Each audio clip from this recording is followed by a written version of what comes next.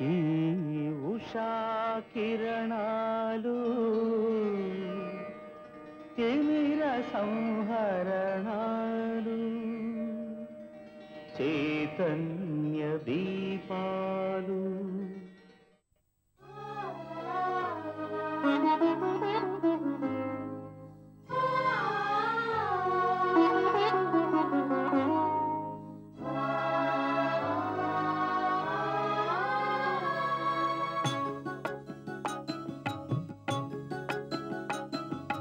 యుగ యుగాలుగా ఇగిరిపోని గంధం కాలదోషమే పట్టని కమ్మని గ్రంథం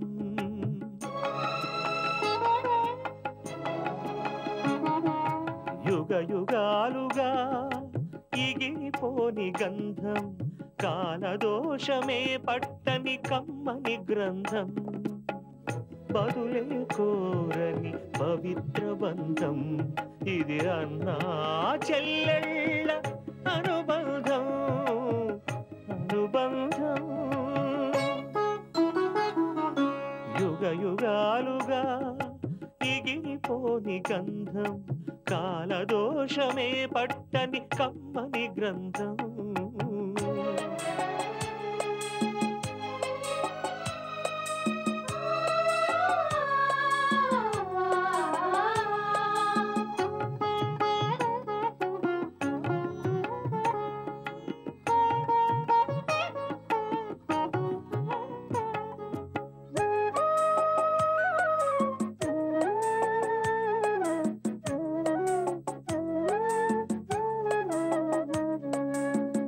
అంబలితానై కంబళితానై పెంచేటి అన్నా ఆప్యాయతలో అతను కన్న తల్లి కన్నా మిన్నా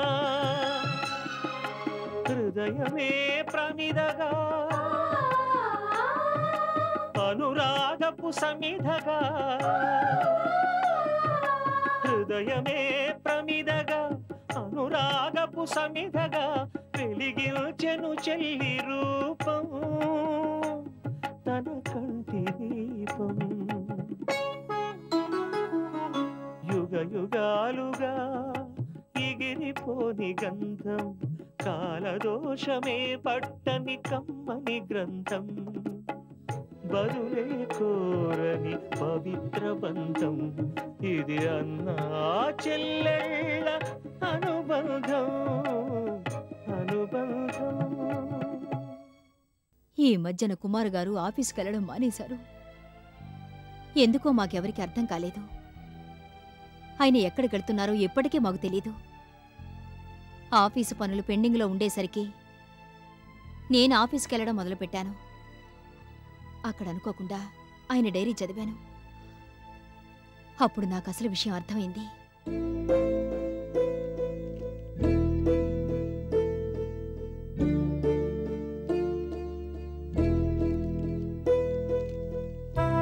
ఆయన సుజాత గారిని ఎంతగానో ఇష్టపడ్డారట. ఆమె మా ఆఫీసులో ఎక్కువ రోజులు పని చేయకపోయినా, అసలు ఆవిడతో పరిచయం కూడా లేకపోయినా ఆమెను దూరం నుంచే చూస్తూ ఆమెను అభిమానించడం మొదలుపెట్టారట. ఇదంతా వివరంగా ఆయన డైరీలో రాసుకున్నారు. ఆమెను మర్చిపోలేక, ఆమె లేని ఆఫీసులో పని చేయలేక ఆఫీసుకెళ్లడం మానుకున్నారు. ఈ విషయం మాకెవరికీ చెప్పలేకపోయారు.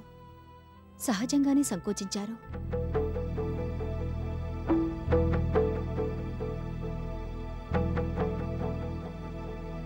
ఆయన బాధని నేను పూర్తిగా అర్థం చేసుకున్నాను. ఇందులో ఆయన తప్పేమీ లేదు. తప్పంతా నాదే. ఆ తప్పుని సరిదిద్దుకునే అవకాశం ఇన్నాళ్లకి నాకు ఆ భగవంతుడు కల్పించాడనిపించింది. అందుకే కుమార్ గారి జీవితాన్ని చక్కదిద్దాలనుకున్నాను. ఆయన్ని మళ్లీ మామూలు మనిషిని చేయాలనుకున్నాను.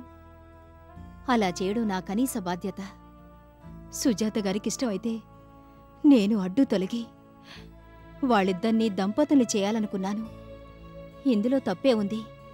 అందుకే ఆయనతో చెప్పకుండానే సుజాత గారి అడ్రస్ తెలుసుకొని మీ ఇంటికొచ్చాను. మీ అందరికీ ఈ విషయాన్ని చెప్పి అన్ని రకాలుగా ఒప్పించి ఈ పెళ్లి చేయాలనుకున్నాను. మళ్ళీ చెప్తున్నాను, దీని వెనుక నాకెటువంటి దురుద్దేశమూ లేదు. ఓ మంచి మనిషి జీవితాన్ని సరైన దారిలో పెట్టాలన్న తపన తప్ప. దయచేసి నిండు మనసుతో నన్ను అర్థం చేసుకోండి. ఆలోచిస్తే నేను చేస్తున్నది తప్పు కాదని మీకే అర్థమవుతుంది.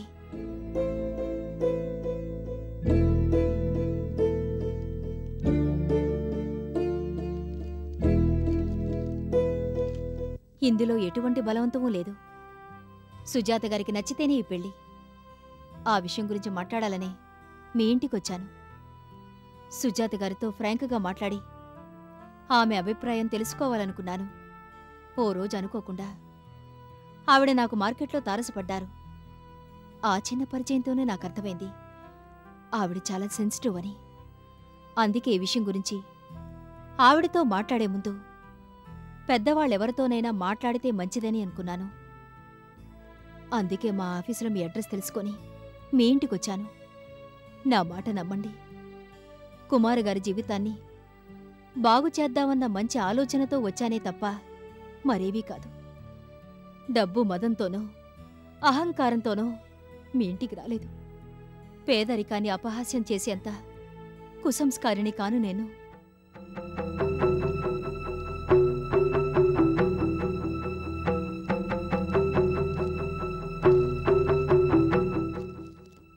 నేనే నిర్ణయాన్ని ఆవేశంలో తీసుకోలేదు, బాగా ఆలోచించే తీసుకున్నాను.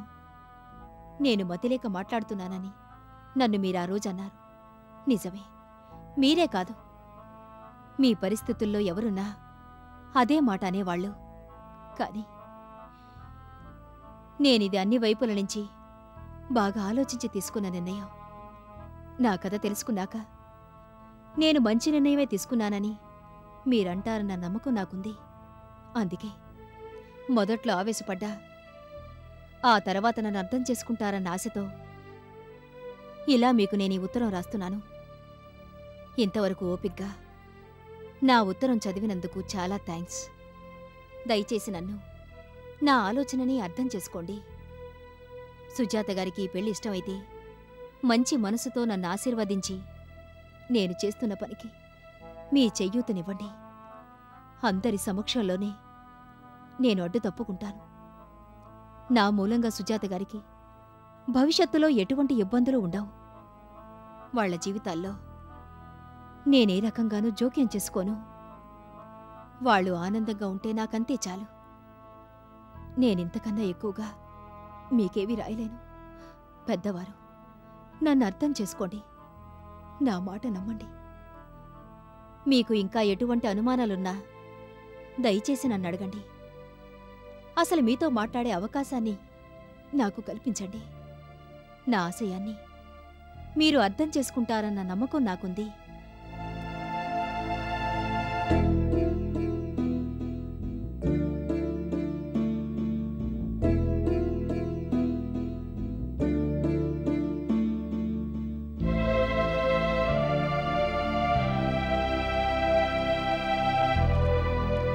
ఈ విషయం గురించి ఇప్పటిదాకా నేను ఆయనతో మాట్లాడలేదు.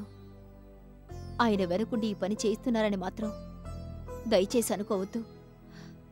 ఆయన అటువంటి వారు కారు.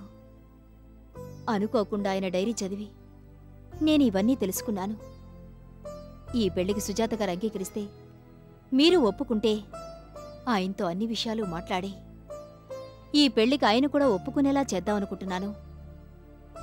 అలా చేయగలనన్న నమ్మకం నాకుంది. నేనొక్కసారి మిమ్మల్ని పర్సనల్గా కలుసుకునే అవకాశం ఇవ్వండి. మీకు సుజాత గారికి ఇష్టమైతే నీ పెళ్లి జరుగుతుంది, లేకపోతే లేదు. ఆ హామీ నేను మీకిస్తున్నాను. పెద్దవారు, మీకు ఇంతకన్నా నేనింకేవీ చెప్పలేను. నన్ను అర్థం చేసుకుంటారన్న ఆశతో ఎదురుచూస్తూ ఉండిపోతాను. మీరు కబురు పంపితే ఆనందంగా మీ దగ్గరికొస్తాను. గౌరవాభిమానాలతో, కమల.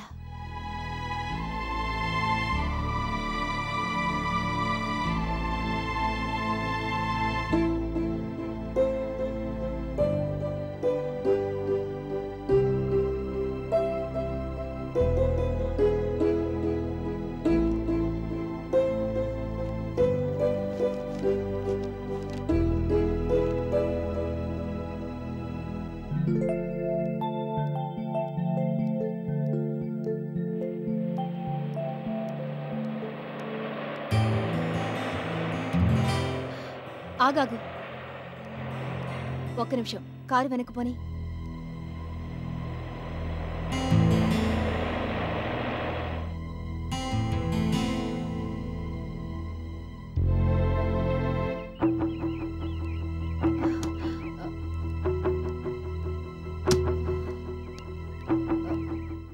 ఏమండి, ప్లీజ్ ఒక్క నిమిషం.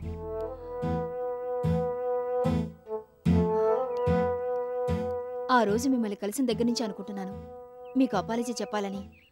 నేను మిమ్మల్ని చాలా హర్ట్ చేసినట్టున్నాను. I'm very very sorry. తెలియక చేసిన తప్పది. తెలియక చేసిన తప్పుని ఇలా మనసులో పెట్టుకుంటే ఎలాగో? మాలాంటి వాళ్ళమంతా ఏమైపోతాం?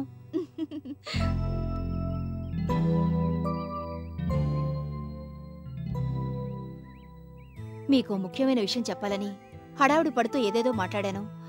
మిమ్మల్ని బాధపెట్టాలన్న ఆలోచన నాకే కోసానా లేదు. ప్లీజ్ క్షమించానని ఒక్కసారి తలూపండి, లేకపోతే నాకు నిద్ర పట్టదు. నాకింత పెద్ద శిక్ష వేయడం సబబు కాదు.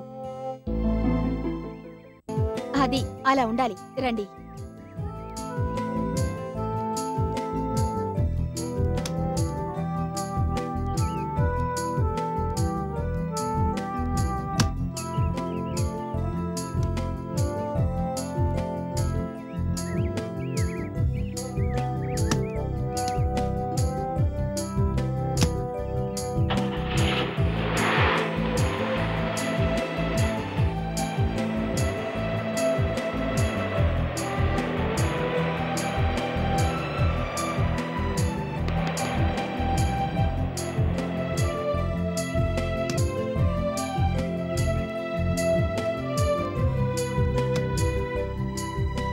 ఓకే, మళ్ళీ కలుద్దాం.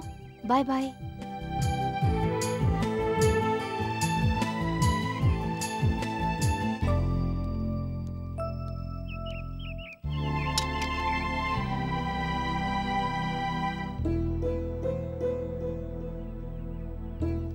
మేడం. Oh, I'm sorry. ఏదో ఆలోచిస్తూ ఉండిపోయాను. పద వెళ్దాం.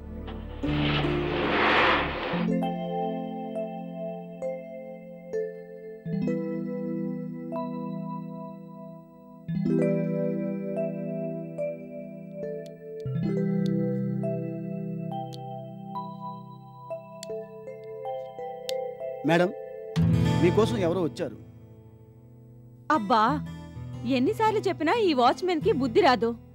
నేను ఇంట్లో ఉన్నానో లేదో నన్ను కనుక్కొని చెప్పమని 1,00,000 సార్లు చెప్పాను. ఎప్పుడూ నా మాట వినడు.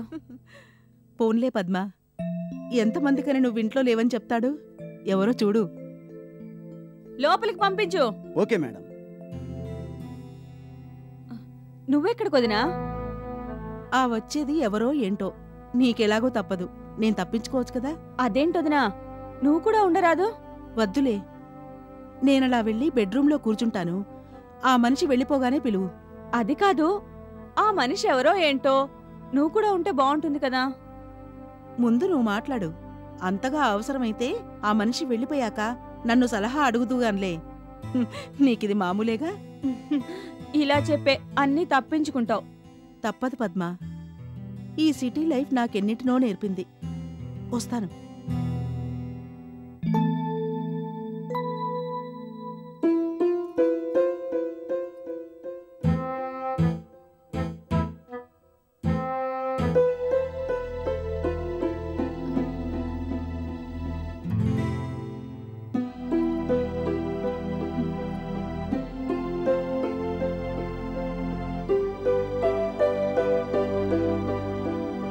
నమస్తే.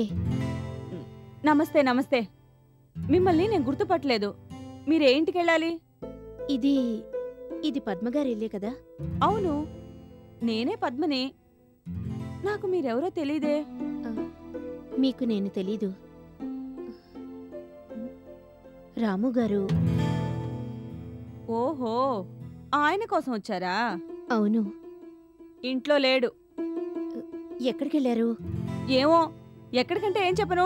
అసలు ఇంట్లో ఉంటే కదా, ఎప్పుడూ బయట తిరుగుతూనే ఉంటాడు. అలా చేస్తే ఆయన ఆరోగ్యం దెబ్బతింటుంది. సరే సరే, ఇంతకీ విషయం ఏంటి? ఆయనతో మాట్లాడాలంటే మళ్ళీ ఇంకెప్పుడన్నారండి?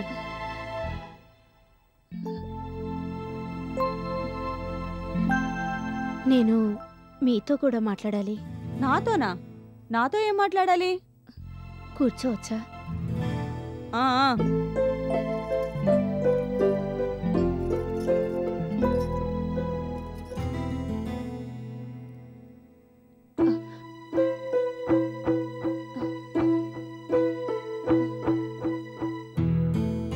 ఆ చెప్పేదేదో త్వరగా చెప్పండి. నాకు అవతల చాలా పనులున్నాయి. I'm sorry. ఈ విషయం మీతో ఎలా చెప్పాలో అర్థం కాక.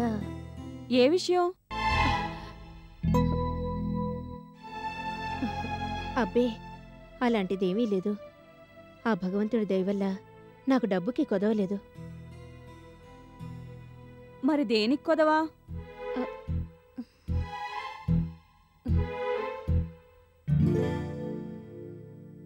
చూడండి, మీరెవరో తెలీదు, ఎందుకొచ్చారో తెలీదు. అసలు ఈ ఇంటికే రావాలనుకున్నారో లేక ఇంకెక్కడికన్నా వెళ్ళబోయి ఇక్కడికొచ్చారో నాకు అర్థం కావడం లేదు. మీ వాలకం చూస్తుంటే నాకంతా అయోమయంగా ఉంది. కొంచెం సేపు రాము అంటారు, ఆ తర్వాత నాతో మాట్లాడాలంటారు. మీ పద్ధతి నాకేం అర్థం కావడం లేదు. దయచేసి మీరేం మాట్లాడదలుచుకున్నారో త్వరగా మాట్లాడండి. ఇందాకే చెప్పా కదా, నాకు అవతల చాలా పనులున్నాయి. సారీ. ఈ విషయం మీకెలా చెప్పాలో అర్థం కాక ఇబ్బంది పడుతున్నాను. ఇప్పుడు సూటిగా చెప్పేస్తాను. చెప్పండి. రాము గారు మీకు అన్నయ్య అవుతారు కదా? అవును. నేను ఆయన్ని ఈ మధ్యనే గుళ్ళో కలుసుకున్నాను. ఓహోహో, అయితే మిమ్మల్నేనా మా అన్నయ్య రోజు గుళ్ళో కలిసేది? అబ్బే, రోజు అంటే రోజు కాదు. నేను అప్పుడప్పుడు అక్కడికి వెళ్తూ ఉంటాను. రాముగారు ఉన్నప్పుడు మాత్రం మాట్లాడుకుంటూ ఉంటాం. మేం కలిసినప్పుడల్లా మీ అన్నయ్య మీ గురించే మాట్లాడుతూ ఉంటారు. అవునవును, మీతో మాట్లాడడానికి ఏదో ఒక టాపిక్ ఉండాలిగా మరి, అందుకని మాట్లాడుతూ ఉండుండొచ్చు.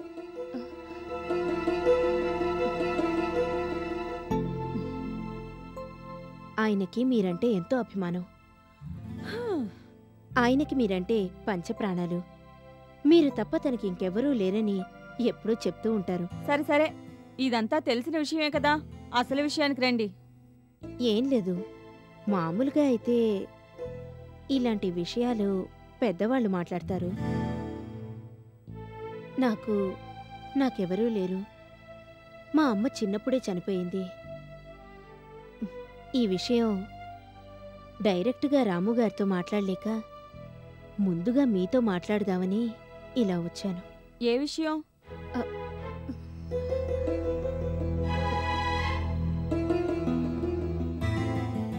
ప్లీజ్ చెప్తారా? సారీ. అది ఇప్పటికీ చాలా సార్లు చెప్పారు. విషయానికి రండి. ఆయన్ని నేను చాలా రోజులుగా గమనిస్తున్నాను.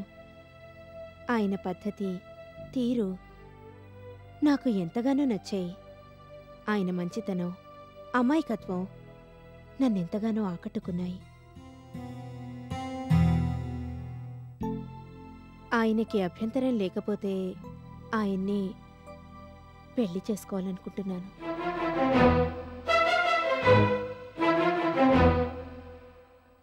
మీతో ఈ విషయం చెప్తే మీరు ఆయనతో మాట్లాడతారనుకుని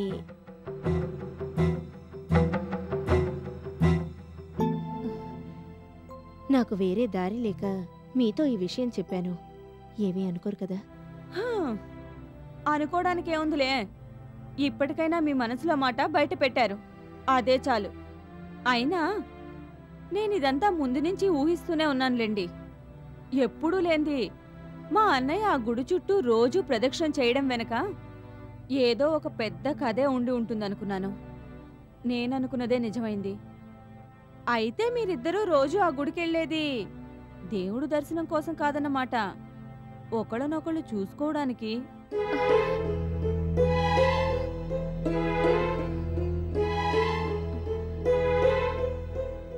మా అన్నయ్య ఉట్టి అమాయకుడనన్నారు. మీరిద్దరూ అమాయకులైతే కథ ఇంత దూరం దాకా ఎలా వచ్చేది? అయినా అంతగా ఒకళ్ళనొకళ్ళు ఇష్టపడ్డాక ఇంకా నాకు చెప్పడం దేనికి?